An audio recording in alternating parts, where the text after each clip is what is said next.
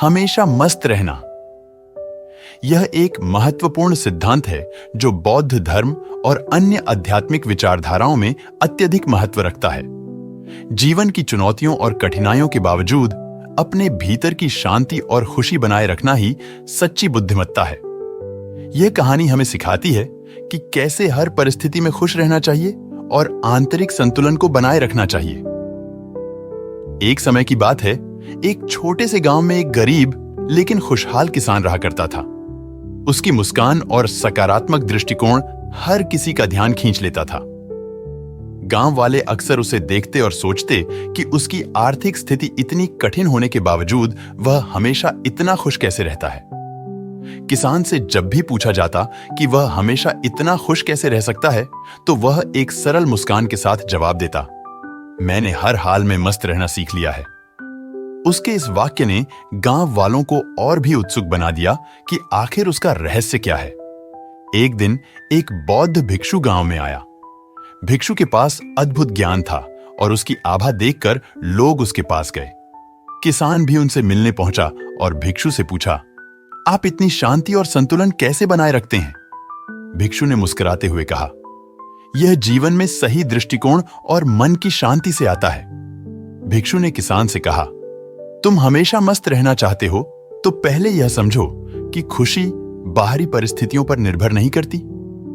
असली खुशी हमारे भीतर होती है। जीवन में चाहे कितनी भी समस्याएं आएं, अगर तुम अपने मन को शांत और स्थिर रखोगे तो हर परिस्थिति में खुश रहोगे। किसान की जिंदगी में बहुत कठिनाइयां थीं।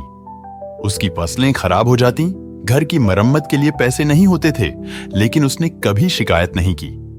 उसने भिक्षु की बातें ध्यान से सुनी और उनसे प्रेरणा लेकर अपनी दिनचर्या में बदलाव लाना शुरू किया। भिक्षु ने किसान को ध्यान का महत्व समझाया।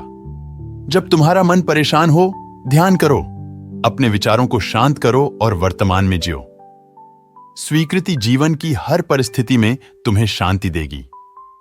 धीरे धीरे किसान ने ध्यान करना शुरू किया और हर परिस्थिति में धैर्य रखना सीख लिया। वह अपनी समस्याओं को स्वीकार करता, लेकिन उनसे प्रभावित हुए बिना आगे बढ़ता। उसकी जीवन की यह यात्रा एक प्रेरणादायक उदाहरण बन गई। भिक्षु ने एक दिन गांव वालों को इकट्ठा किया और कहा, जीवन में उतार चढ़ाव होते रहेंगे।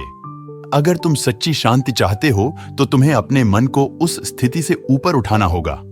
हमेशा मस्त रहने का अर्थ यह नहीं है कि तुम समस्याओं से दूर भागो, बल्कि यह है कि तुम समस्याओं के बावजूद शांत और संतुलित रहो। भिक्षु ने यह भी समझाया कि खुशी का एक बड़ा दुश्मन है, अहंकार। अहंकार तुम्हें दूसरों से अलग महसूस कराता है। जब तक तुम अपने अहंकार को नहीं छोड़ोगे, तब तक तुम्हें सच्ची खुशी नहीं मिलेगी। जीवन की सच्ची खुशी समर्पण में है। किसान ने भिक्षु की हर बात को अपने जीवन में उतार लिया। वह पहले से भी अधिक खुश रहने लगा। गांव के लोग उससे प्रेरणा लेने लगे और उसकी तरह जीवन की कठिनाइयों को हंसते हुए स्वीकारने लगे। समय बीतता गया, लेकिन किसान का दृष्टिकोण और उसकी खुशी स्थिर रही। उसने यह जान लिया था कि असली खुशी बाहरी चीजों में नहीं, बल्कि अपने मन की शांति और संतुलन में है। वह अब किसी भी परिस्थिति में हंसते हुए सामना करता और जीवन का आनंद लेता। यह कहानी हमें यह सिखाती है कि जीवन की असली खुशी हमारे मन की शांति में है।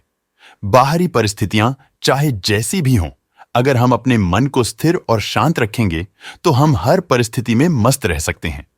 ध्यान, स्वीकृति और अहंकार का त्याग इस यात्रा के महत्वपूर्ण कदम हैं।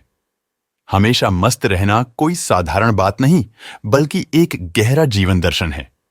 यह कहानी बताती है कि हर इंसान अपने जीवन में सुख और शांति पा सकता है, अगर वह अपने मन को समझने और संभालने की कला सीख ले।